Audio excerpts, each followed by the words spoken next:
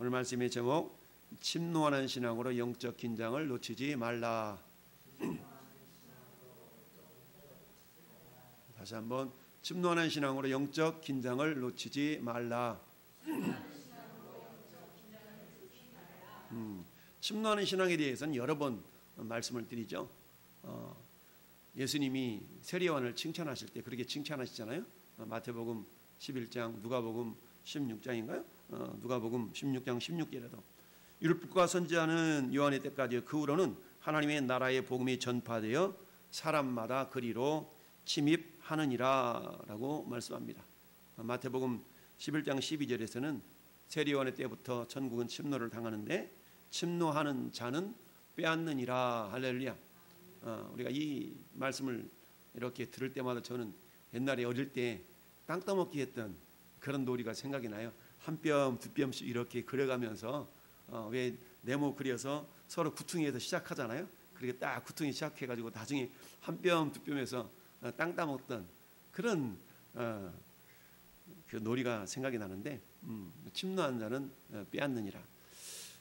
여러분, 요단 동편 지역은 루벤 지파와 또 므낫세 지파, 갓지파, 므낫세 반지파 절반에게 나눠 주므로 요단 동편은 이미 모세가 있을 때부터 요단 동편은 이렇게 분배가 되어졌고, 그리고 나머지 요단 서편은 여호수아를 통해서 분배가 되는데, 그런데 요단 서편의 핵심적인 그런 지파는 유다 지파와 그다음에 요셉 지파라고 그랬죠. 그런데 요셉 지파는 아버지 야곱에 의해서 두 몫을 얻도록 그렇게 축복을 받았죠. 그러다 보니까 요셉 지파라고 그러지 아니고 요셉의 두 아들 에브라임과 므낫세. 근데 실상은 므낫세가 장자였음에도 불구하고 아버지가 에브라임을 더 높이잖아요. 나도 한다 내 아들아. 그러나 마치 야곱이 에서보다 더 쓰임 받았던 것처럼 에브라임이 므낫세보다 더 쓰임 받을 것을 알았기 때문에 서로 팔을 어긋맞겨서 이렇게 축복했다라고 우리 창세기서를 통해서 우리가 확인한 바가 있습니다. 자, 그래서 그런지 오늘 요단 서편을 이제 가장 먼저 유다 지파에게, 유다 자손들에게 땅을 분배하고 그 다음에는 요셉 자손에게 땅을 분배하게 되는데요. 근데 요셉 자손에게는 두 지파가 있다고 그랬죠. 에브라임하고 므낫세, 므낫세하고 에브라임. 근데 므낫세가 실상은 장자였지만, 그러나 그 복은, 장자의 복은 에브라임이 받게 되었다는 것을 봅니다. 그래서 므낫세보다는 에브라임을 먼저 땅 분배가 에브라임에게 주어진 것을 16장에는 나타나고 있어요. 그래서 16장에는, 자, 16장 4절 말씀 봅시다.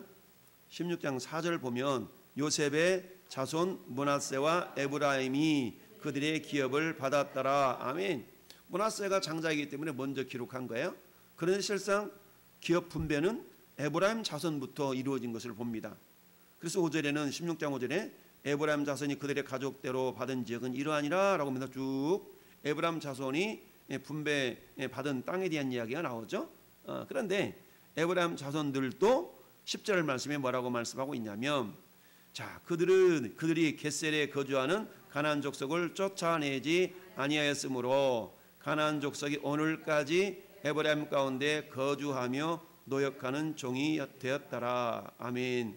자, 이 말씀은 우리 유다 지파에게도 나타나 있다고 그랬어요. 유다 자손들에게도 15장 63절에 예루살렘 주민 여부서 족속을 유다 자손들이 쫓아내지 못하였으므로, 15장 63절이에요. 여부서 족속이 오늘까지 유다 자손과 함께 예루살렘에 거주하니라. 아멘. 자, 유다 자손들은 쫓아낼 능력이 없어서 못 쫓아냈고요. 에브라임 자손은 쫓아낼 능력이 있었음에도 불구하고 쫓아내지 않은 겁니다. 자, 이것은 뭘 우리에게 말씀하고 있냐면 오늘 본문의 12절과 같은 상황인데요. 그러나 므낫세 자손이 그 성읍들의 주민을 쫓아내지 못하며 가나안 족속이 결심하고 그 땅에 거주하였더라. 아멘. 자, 쫓아내지 않으니까 결심하고 죽치고 있었다. 이것을 통하여 우리가 침노하는 신앙으로 영적 긴장을 놓치지 말라라는 어떤 그런 본문을 우리가 삼을 수가 있는데요. 여러분, 침노하는 신앙이라는 것은 오늘 17장 1절부터 쭉 아마 4절 여기까지 내용을 우리가 4절, 5절, 6절까지군요. 6절까지를 우리가 돌아볼 수가 있습니다. 자, 여기는 이미 민수기서를 통해서 여러 번 성경이 기록하고 있는 내용인데요. 여기 보니까 자, 므낫세 지파에게 땅을 분배하는데 그 분배의 내용은 2절에 이렇게 얘기하고 있어요. 므낫세의 남은 자손을 위하여 그들의 가족대로. 그럼 남은 자손, 이미 분배받은 자손들은 1절에 보니까 자, 므낫세 지파를 위하여 제비 뽑은 것은 이러하니라. 므낫세는 요셉의 장자였고 므낫세의 장자 마길은 길앗의 아버지라. 그는 용사였기 때문에 길앗과 바산을 받았으므로. 이 길앗과 바산은 요단 동편이에요. 그러니까 모세 때에 이미 요단 동편, 므낫세 절반 지파는 요단 동편에 분배를 받았죠. 그래서 길앗과 바산, 길앗, 라못, 바산, 이것은 바산은 헬몬산 그 근처에 있는 북쪽에 있는 그것이거든요. 그래서 우리가 바산왕 옥, 바산 지역에는 왕이 옥이었잖아요. 바산왕 옥을 모세가 무찌르고 그것을 므낫세 지파에게, 절반 지파에게 나눠줬던 그런 역사가 있는데 1절은 요단 동편을 분배받았던 므낫세 절반 지파에 대한 이야기예요. 그리고 2절이 넘어오면서 므낫세의 남은 자손, 그러니까 남은 절반 자손을 위하여 그들의 가족대로 제비를 뽑아서 이제 분배를 해주는 내용인데, 그런데 보니까 이 므낫세의 자손들은 6자손인 것을 성경이 지금 말씀하고 있어요.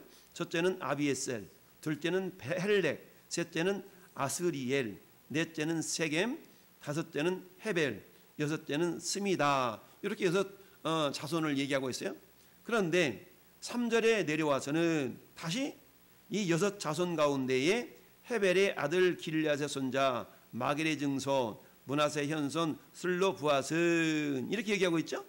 보니까 자, 여기 보면 2절에 아비에셀, 헬렉, 아스리엘, 그 다음에 세겜, 다섯 번째가 헤벨이죠. 헤벨 자손.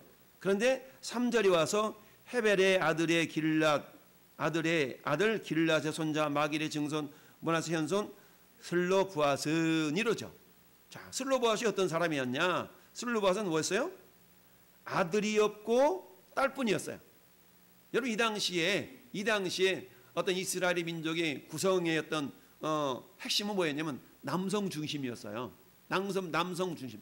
그래서 출애굽할 때도 이집트에서 나올 때도 장정이 60만 명이라. 약 장정만 60만 명쯤 된다고 그랬잖아요. 이 정도로 해서 그러면 장정이 아닌 어린아이나 여인들은 그 60만 명에 포함되지 않았어요. 그래서 어린아이와 연로한 사람들 여자들을 합치면 약 200만 명 정도 된다라고 학자들이 얘기하는데, 그러다 보니까 기업을 분배할 때도 남성 중심이었어요. 여기 2절에 있는 6명은 전부 다 남자들이거든요. 근데 이 남자들인데 특별히 헤벨의 자손 가운데 누가 있었냐면 슬로브앗이 있었다는 얘기예요. 슬로브앗. 이 슬로브앗은 아들이었는데 이 슬로브앗이 남자였는데 기업을 물려줘야 되잖아요. 근데 아들이 없는 거야. 딸만 있었어요. 근데 그 딸이 몇 명? 자, 보니까 딸뿐이요. 그 딸들의 이름은 말라, 노아, 호글라, 밀가, 디르사라. 몇 명? 5명이요. 그러면 자, 므낫세 아들들, 므낫세 자손들이 6명이었었는데 6명 가운데 헤벨을 따로 뽑아서 그 가운데 딸이 5명인데 이 5명. 그래서 뭐라고 표현하고 있냐면 자, 우리 저기 넘어가서 6절 한번 볼까요? 6절. 6절. 시작.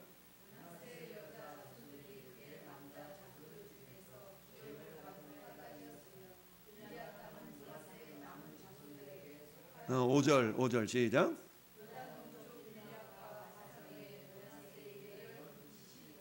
아멘. 요단 동쪽은 이미 길르앗과 바산을 므낫세 절반 지파, 즉 마길의 손자들에게, 마길의 자손들에게 이미 할당이 되어졌고, 나머지 땅을 요단 서편에서 이렇게 이제 할당이 되어져야 되는데 그 요단 서편의 땅 가운데에 10분깃을 나눠줬다. 그럼 10분깃은 어떻게 되느냐?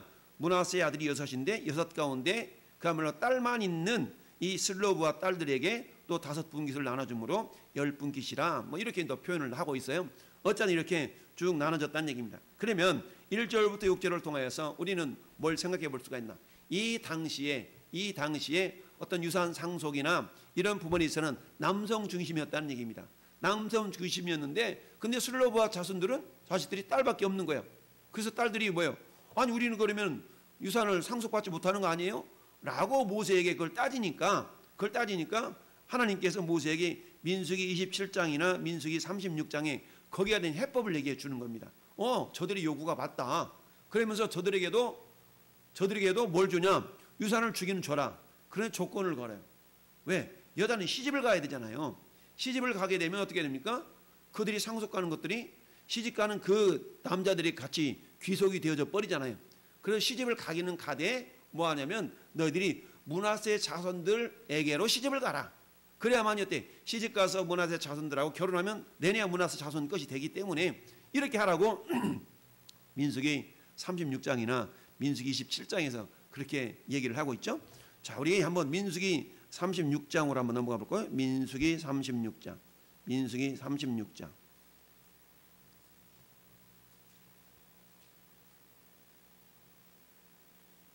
자, 저기 10절부터 한번 볼까요?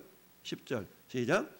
슬로바스의 딸들이 여호와께서 모세에게 명령하신 대로 행하니라. 슬로바스의 딸 말라 디르사 후르글라와 밀가와 노아가 다 그들의 숙부의 아들들의 아내가 되니라. 아멘. 그러니까 자기의 그 족속들에게로 시집을 가니까 슬로바 딸들이 가졌던 그 토지가 어떻게 해요? 그 땅에 그 족속에게로 그게 남아 있는 거예요. 이처럼 하나님께서는 그들이 할당된 토지가 다른 지파에게 이렇게 넘어가지 않고 하나님 허락하신 은혜가 그 은혜 안에 머물도록 하시가 해서 이렇게 또 배려해 주셨다.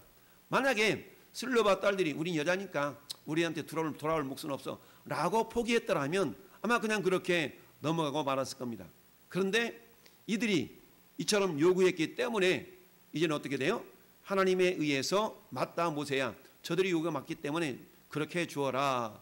여러분 우리가 법정의 용어에도 판례라는 것이 있지 않습니까? 판례. 예. 내가 일어나는 어떤 사건이 있는데 거기에 대해서 최종적으로 어떤 결정이 내려지면 거기에 준해서 뒤에 나오는 어떤 사건들을 다 비추어 가지고 유사하면 판례에 의해서 이렇습니다 라고 판결을 내리는 경우가 대부분이죠. 그렇게 해서 이 판사들이 하는 일이 뭡니까? 이전에 어떤 판결을 내렸는가를 보고 이 지금 나타나고 있는 문제들을 판결하는 그 일이 주로 판사들이 하는 일 아니겠어요? 그런 것처럼 이전에 하나님께서 내려주셨던 그 판결대로 슬로바스의 딸들이 요청을 해서 그들도 분깃을 여자였지만 받았더라. 이걸 통해 우리가 알 수 있는 것이 뭐냐? 한마디로 말하면 따라서 침노하는 신앙을 갖자. 그렇습니다. 침노하는 신앙을 가지라라는 이야기입니다. 여러분 성경 신약성경에 보면은 예수님 당시에 침노하는 신앙을 통해서 복받았던 많은 사건들이 있죠. 일례로 여리고 성을 우리가 주님이 지나쳐서 이제 예루살렘으로 올라가야 되는데 그때에 소경 디메오 아들 바디메오가 거지 바디메오가 예수님이 지나간다는 소리를 듣고 다윗의 자손 예수여 나를 불쌍히 여겨달라고 이렇게 외치잖아요. 그랬더니 사람들이 뭐라고 그럽니까? 시끄러 무슨 소리야? 라고 그 바디메오 외침을 막 말리니까 바디메오가 알았어요 조용히 할게요 이랬어요? 아니요. 성경이 이렇게 말합니다. 따라합시다. 더 크게 소리질러 가로되. 그렇습니다. 더욱 크게 소리질러 가로되 다윗의 자손이여 나를 불쌍히 여기소서 그랬다는 얘기죠. 그러자 예수님께서 발걸음 멈추고 가만둬 이리 오라 그래 라고 바디메오를 부르죠. 그리고 예수님이 질문합니다. 그래 내가 너한테 뭐 해주기를 원하느냐 그랬더니 선생님이여 보기를 원하노라. 이렇게 얘기하니까 예수님이 그래 가라 네 믿음이 너를 구원하였느니라 하시니 그가 곧 보게 되어 예수를 길에서 따랐다라고 얘기합니다. 할렐루야. 여러분 만약에 바디메오가 무리들에 의해서 제지된 그 상태로 그냥 머물러 버렸다라면 그 눈이 소경된 그 상태에서 더 이상 어떤 진보가 있을 수 없었고 치료함을 받지 못했을 것입니다. 그런 어때요? 더 크게 소리질러 가로되. 야 이게 뭐예요? 침노하는 신앙의 모습이죠. 또한 예수님께서 두로와 시돈 땅을 지나가다가 수로보니게 여인의 외침을 우리 잘 알고 있지 않습니까? 내 딸이 흉악한 귀신이 들렸나이다. 그랬더니 예수님이 뭐라 말씀합니까? 나는 이스라엘의 선택한 받은 자들에게로 보냄을 받았지 이방인에게 보냄을 받지 않았어. 자녀의 떡을 취하여 개들에게 주는 것이 마땅치 않아 라고 주님이 말씀하시니까 이 수로보니게 여인이 뭐라고 얘기합니까? 맞습니다. 그렇지만 개들도 제 주인의 상에서 떨어지는 부스러기를 먹지 않습니까? 라고 말하면서 부스러기라도 줬사오니 라는 그런 그야말로 사모하는 마음 간절한 마음으로 예수님의 그 한마디로 말하면 멸시하는 듯한 일종의 시험이었죠. 그것을 좌절하지 아니하고 낙심하지 않고 계속적으로 요청함으로 말미암아서 예수님이 이 수르보니게 여인의 믿음을 응답하시고 이렇게 말씀하십니다. 여자여 내 믿음이 크도다. 할렐루야. 이 믿음은 어떤 믿음이었다고요?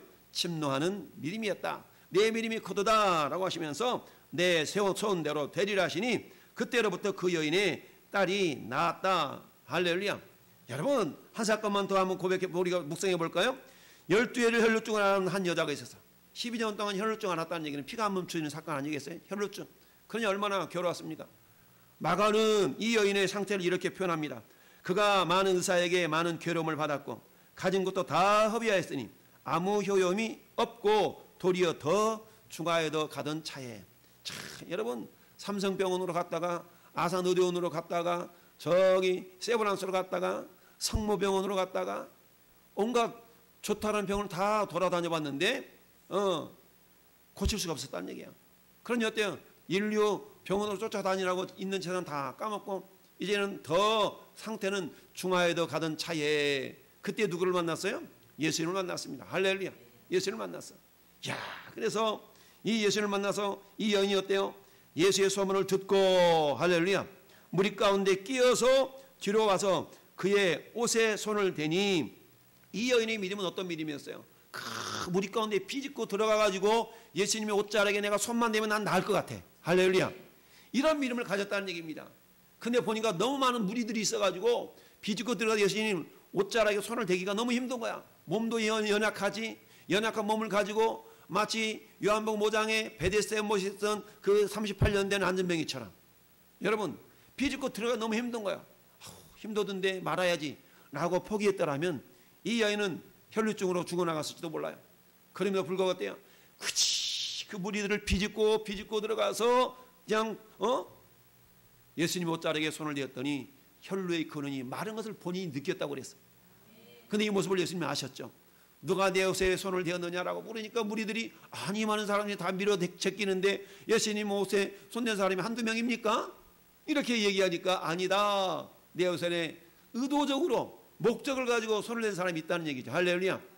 이 여인이 나타나서 내가 그랬나이다. 이렇게 얘기하니까 예수께서 이렇게 말씀하십니다. 자, 딸아 네 믿음이 너를 구원하였으니 평안히 가라. 네 병에서 놓여 건강할지어다. 할렐루야. 여러분 바디메오 믿음이나 12년 동안 혈루증 앓았던 이 혈루증 앓았던 여인이나 수르보니게 여인이나 이들이 가졌던 믿음은 한마디 말하면 처음부터 예수님이 옳았구나 어서 와라 이런 믿음의 모습은 아니었어요. 이들에게 주님이 구원을 베푸시기까지는 일단 한번 보시는 거예요. 정말로 소망이 있는가, 간절함이 있는가, 절실함이 있는가, 이걸 보신 겁니다. 여러분에게 자주 말씀드리지만 여러분 사모함과 간절함을 주는 믿음으로 보신다고 그랬어요. 수르보니게 여인의 간절함, 12해 동안 혈증을 하던 이 여인의 간절함, 이걸 하나는 믿음으로 보신 겁니다. 할렐루야. 더욱 크게 소리질러 가로되 이걸 주님은 믿음으로 보신 거예요. 오늘날 우리 인생 가운데 문제없는 인생이 어디 있습니까? 그러나 그 문제를 해결하기 위해서 어떤 사람은 세브란스로, 어떤 사람은 삼성의료원으로만 쫓아다니지 예수님을 찾아 나오려고 하지 않는 사람이 많이 있다는 얘기입니다. 그러나 이 여인은 모든 것을 허비하고 그 증상이 더 중하여졌던 차에 할렐루야, 낙심하고 절망하고 포기한 것이 아니라 그래 내가 예수님을 찾아가리라. 할렐루야.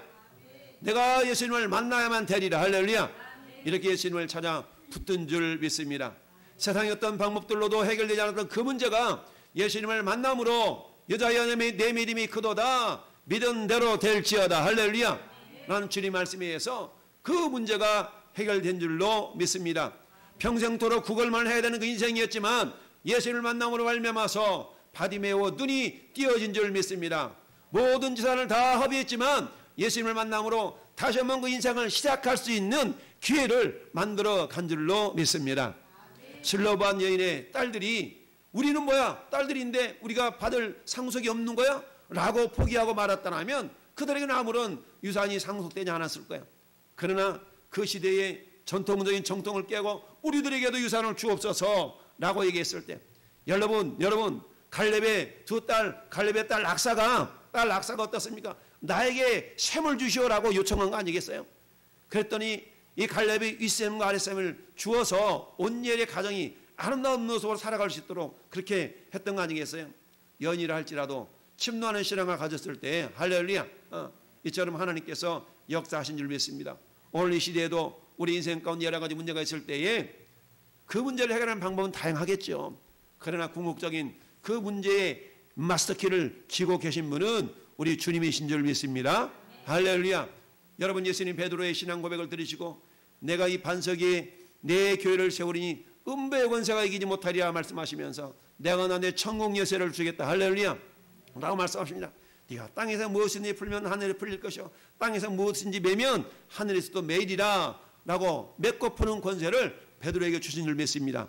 이미 하늘의 권세가 우리에게 임했습니다. 할렐루야. 따라서 우리도 이제는 어때요? 맺고 푸는 권세가 나에게 있음을 믿고 그 권세를 내 홀로 사용하는 것이 아니라 주님과 함께 주님을 의지해서 할렐루야 우리가 사용할 때에 믿음대로 될지어다, 믿음대로 될지어다 라고 말씀하시는 주님의 권세가, 주님의 능력이 저와 여러분을 통하여 나타날 줄로 믿습니다. 여러분, 마태복음 9장에는 누가 나옵니까? 여러분, 중풍병자를 위하여서 4명의 친구가 네 모퉁이를 들고 예수님이 계신 곳에 그야말로 지붕을 뜯어 제끼고 그 예수님 앞으로 달아내렸던 사건이 있습니다. 예수님은 이렇게 말씀합니다.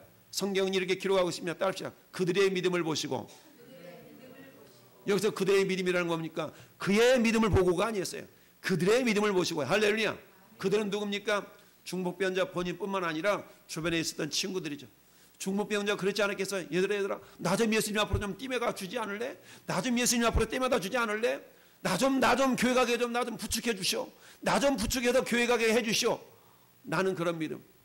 그러면 교회가 뭔 일 있대? 뭔 일이는 하려고? 그래 테니까. 정말 그럴 것 같아? 그렇다니까? 그럼 나도 한번 그래보지. 4명의 친구들에 의해서 낑낑거리면서 지붕을 뜯어 제끼고 그 중풍병자를 예수님 앞으로 달아내렸을 때에 그들의 믿음을 보시고 중풍병자를 향해서 내 침상을 들고 걸어가라 라고 주님이 말씀하신 줄 믿습니다. 이게 다 침노하는 신앙의 모습입니다. 침노하는 신앙을 통해서 기업을 상속받지 못할 상황이었지만 기업을 상속받는 놀라운 은혜를 경험했던 슬로바스의 자손. 그럼에도 불구하고 이 므낫세의 자손들의 연약함이 있었는데요. 그 연약함은 오늘 12절 13절인 줄 믿습니다.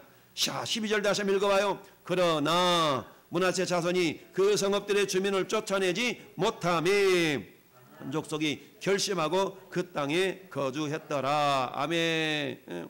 여러분, 자 16장 10절에는 그들이 쫓아내지 아니하였으므로, 오늘 10절에는 쫓아내지 못하였으므로, 쫓아내지 않은 것과 쫓아내지 못한 것은 좀 차이가 있겠죠?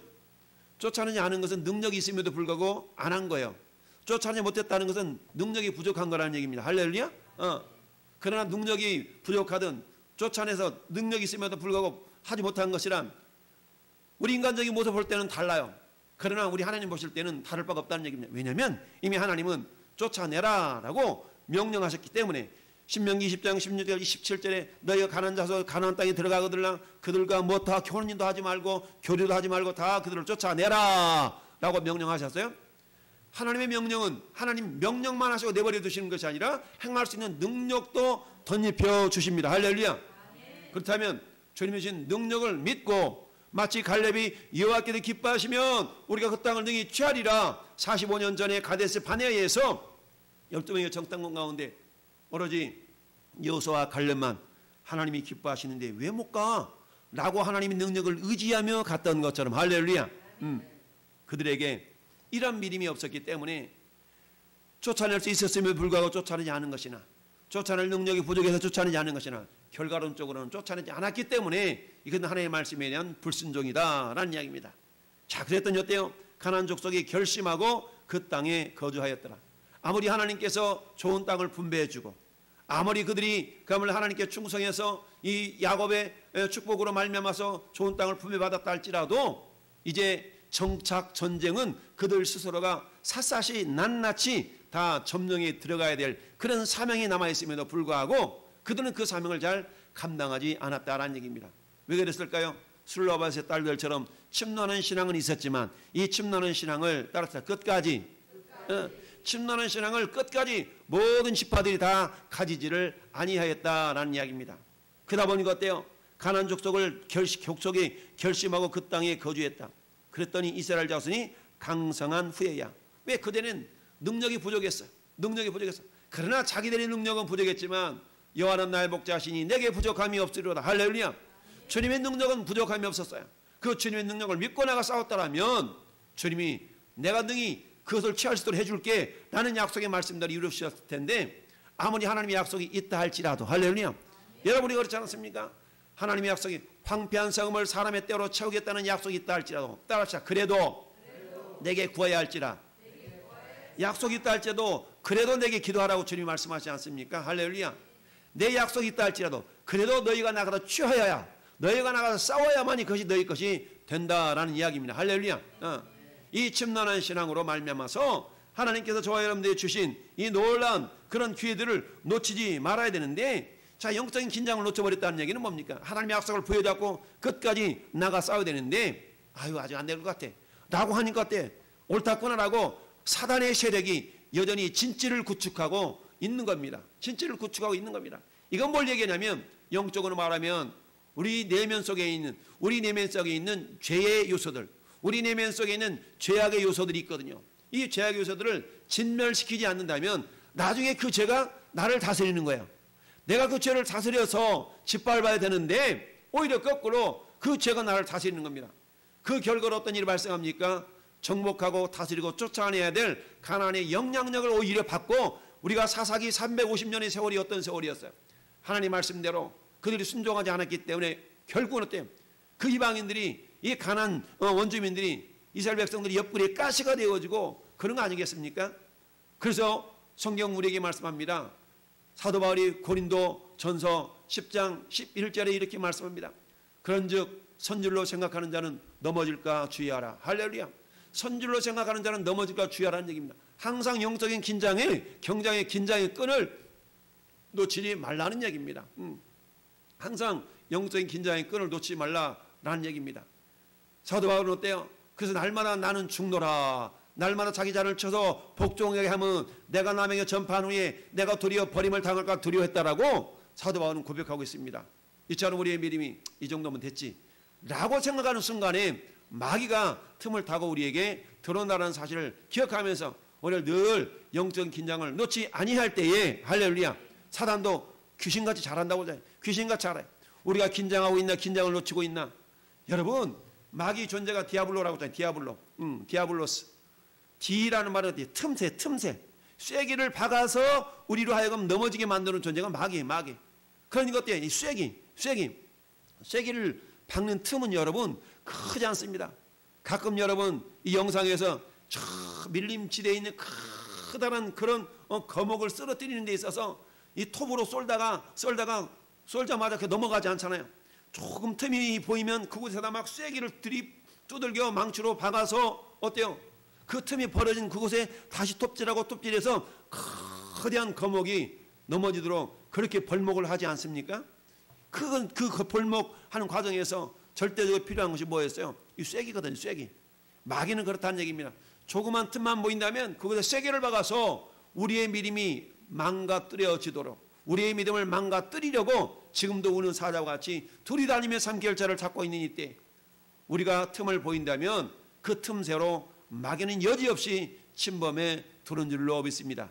따라서 우리가 영적인 긴장을 놓치지 않고 깨어서 하나님의 전신갑주를 체험으로 말미암아서 쫓아내지 아니할 때 결심하고 그 땅에 거주하였더라. 여러분, 결심하고 거주하는 그 기회를 우리가 사단에게 주면 안 됩니다. 날마다 우리가 깨어서 하나님의 말씀으로 무장하고, 할렐루야, 성령의 검으로, 성령의 검, 곧 하나님의 말씀을 가지라라고 말씀했기 때문에 하나님의 전신갑주를 체험으로 하나님이 아무리 복을 주셔서 이 땅이 네 땅이야 라고 준다 할지라도 그걸 지킬 능력이 우리 안에 있음에도 불구하고 그 능력을 사용하지 않는다면 여전히 사단이 우리의 마음, 천국이 이루어진 우리의 영역을 침범해서 천국을 빼앗길 수가 있습니다. 할렐루야. 우리 내면 속에 있는 그 죄악의 요소들, 조그만 죄악의 씨앗들도 우리가 다 제거해야만이 진정한 참 평안, 진정한 샬롬이 우리 안에 임하게 될 줄로 믿습니다. 오늘 침노하는 신앙을 가지고 영적인 긴장을 놓치지 아니하므로 하나님이 허락하신 그 천국의 복을 누리는 저와 여러분들이 될 수 있기를 예수님의 이름으로 축원을 드립니다.